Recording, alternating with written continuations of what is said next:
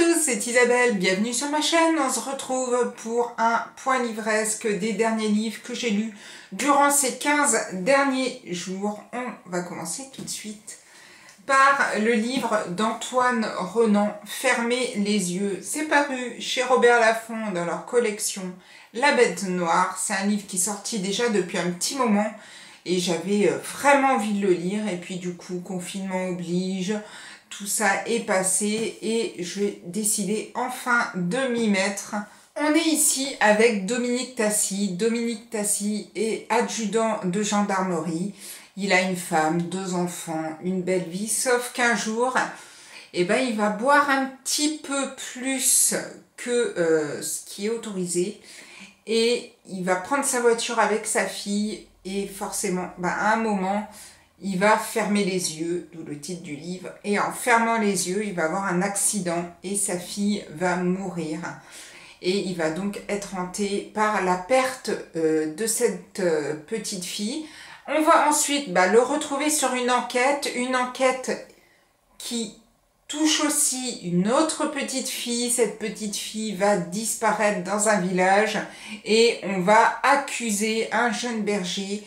Sauf que ce jeune berger, au moment où il va se retrouver devant les gendarmes, à force d'être interrogé, il va se retrouver à avouer un crime que selon lui, il n'a pas fait. Il va quand même l'avouer avec l'assistance des gendarmes et au moment où il va se retrouver en prison, il va dire à Dominique Tassi, dont le gendarme, qu'il l'a un petit peu forcé à avouer que ce n'est pas lui. Et donc ce jeune homme va partir en prison. 14 ans plus tard, on retrouve Dominique Tassi. Dominique Tassi est à la retraite et un jour, en regardant la télé, il s'est séparé de sa femme. Enfin bref, sa vie, suite au décès de sa petite fille, sa vie n'a plus jamais été la même. Il est chez lui, il regarde la télé et là, il voit le meurtre d'une jeune femme. Et ce meurtre va lui rappeler le meurtre, la disparition et le meurtre de cette petite fille.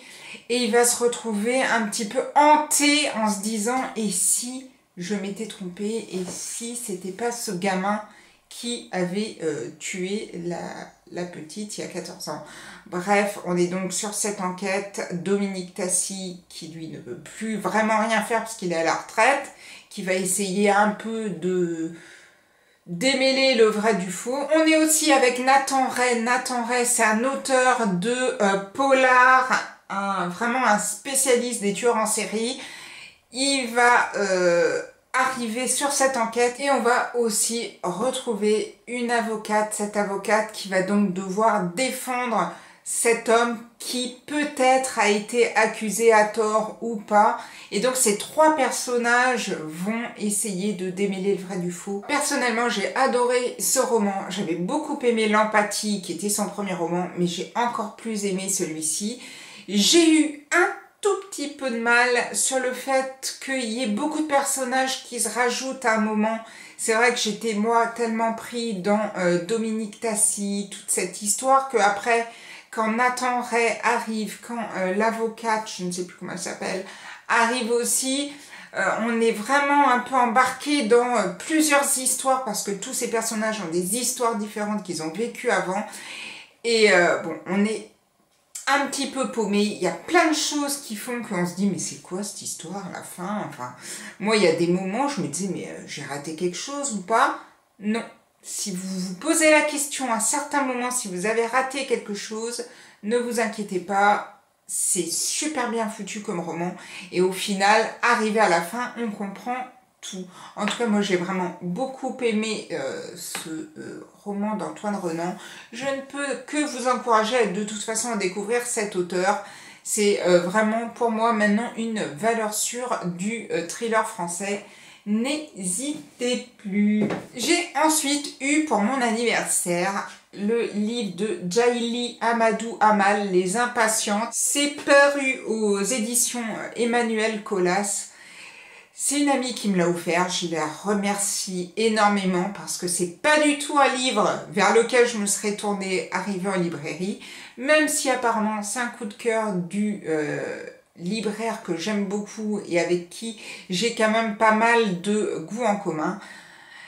J'ai commencé à me plonger dans ce livre où on est avec 3 femmes et tout ça va tourner autour de trois histoires et de 3 destins liés. C'est-à-dire que ces 3 femmes sont quand même liées par quelque chose. Ramla est avec sa sœur Hindu, c'est au début du livre, et ces 2 femmes vont être mariées de force à un homme qu'elles ne veulent pas épouser. Donc on va suivre tout d'abord le destin de Ramla. On va ensuite suivre le destin d'Hindu et on va terminer par le destin de Saphira. Saphira, c'est la femme, maintenant une des femmes du mari de Ramla. Et on va donc suivre cette histoire entre ces 2 femmes qui sont liées par cet homme en commun et comment elles ressentent le fait que il y en ait une qui était la femme de cet homme et qui va voir arriver une autre petite jeunette qui donc va voir naître une sorte de jalousie vraiment obsessionnelle et qui va tout faire pour que justement cette femme reste en dessous d'elle.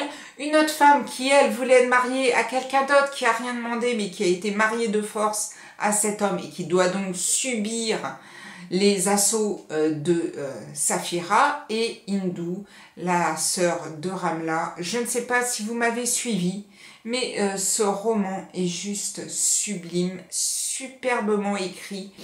Quand je dis sublime, il est sublimement affreux parce que ces 3 femmes vont vivre quelque chose d'horrible, vraiment d'horrible. Pour rien au monde, j'aurais voulu être à leur place.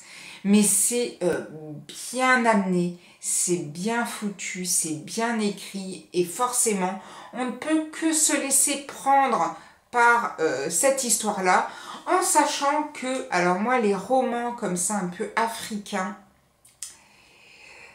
j'ai toujours eu un peu de mal parce que forcément, et là ça m'avait rappelé le livre Frères d'armes que j'avais lu, je crois que c'est l'année dernière, où il y a toujours des mots africains dedans et tout, et souvent ça revient,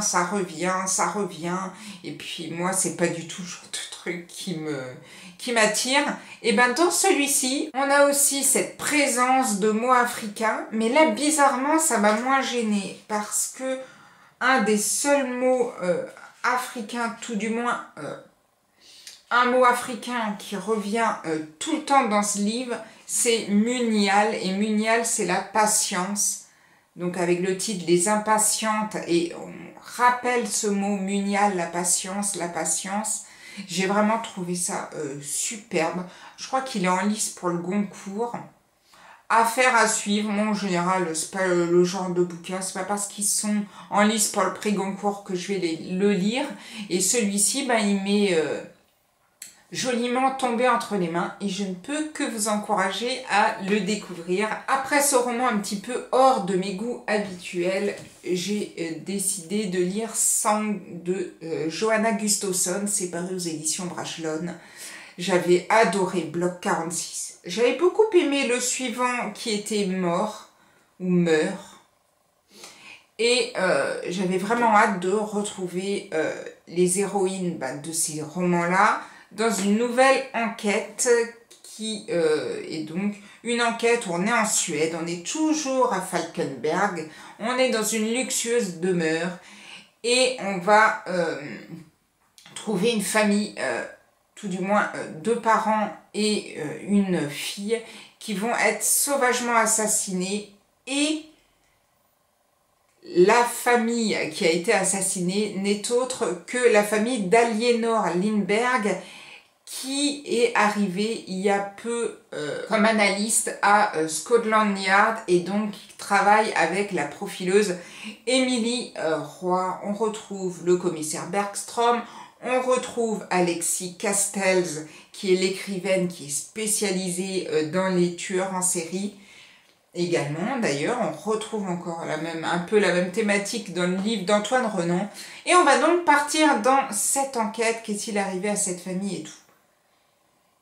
Parallèlement à ça, comme dans tous les livres de Johanna Gustafsson, on a aussi une partie qui se déroule dans le passé. Et dans ce livre aussi, ça se déroule en Espagne pendant la guerre civile espagnole dans les années 30. Et on va donc suivre le destin de plusieurs femmes durant cette période-là. J'ai beaucoup aimé la partie qui se déroule en Espagne. J'ai trouvé ça vraiment très prenant. J'ai bien aimé la partie qui se passe également en Suède. J'adore les enquêtrices. Mais il y a un petit mais. C'est que j'ai toujours l'impression de revoir le même style d'écriture et le même style d'enchaînement dans tous ces livres. C'est-à-dire que Bloc 46, que j'avais adoré, qui pour moi reste le meilleur, et qui d'ailleurs apparemment va être adapté, si j'ai bien vu sur Facebook l'autre jour, au cinéma avec Alexandra Lamy. Je ne sais pas si elle fait Émilie Roy ou si elle fait Alexis Castells, mais bon, j'avais beaucoup aimé Bloc 46. J'avais vraiment trouvé ça innovant. Et quand je suis tombée sur Meurs, j'ai retrouvé ça sympa, mais c'est vrai qu'il y avait cette petite redite. Et là, je l'ai encore trouvé, mais encore plus, parce que c'est le 3e livre que je lis de cet auteur. Et c'est le 3e livre qui se déroule toujours un petit peu de la même façon. Et forcément, j'ai un peu moins de surprise à chaque fois quand j'arrive à la fin. Même si, bon, moi, je suis nulle pour découvrir les tueurs, donc là, on peut y aller. Mais bon, voilà, c'est toujours un petit peu la même chose. Et c'est ce que je reproche un peu. J'aimerais bien voir Johanna Gustafsson hors de cette série avec ses personnages que j'adore pourtant, mais reprendre par exemple un thriller avec des personnages que personne ne connaît et se lancer peut-être dans un one-shot différent, une écriture différente. J'ai vraiment envie de revoir cette autrice, mais de la revoir avec quelque chose de différent. Voilà, j'espère que ça sera le prochain roman et qu'on va pas encore repartir à Falkenberg et tout, en Suède, avec ces personnages-là, que pourtant j'aime beaucoup, comme je vous l'ai dit.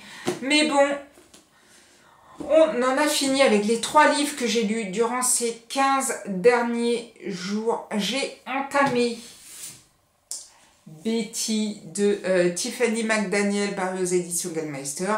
Mais j'en suis à 428 pages. Donc je vous en parlerai dans mon prochain point livresque. J'ai cédé à la tentation.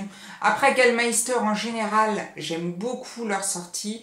Celui-ci, je trouvais la couverture tellement belle que j'ai pas résisté longtemps.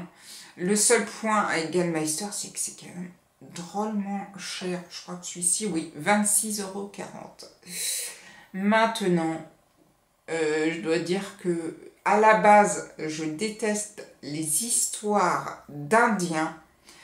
J'aime pas trop non plus tout ce qui est cow-boy. Donc, bizarrement, des fois, j'accroche bien à la littérature américaine. J'aime pas non plus tout ce qui est pêcheur. Pourtant, des fois, j'aime beaucoup lire les livres de David Vann.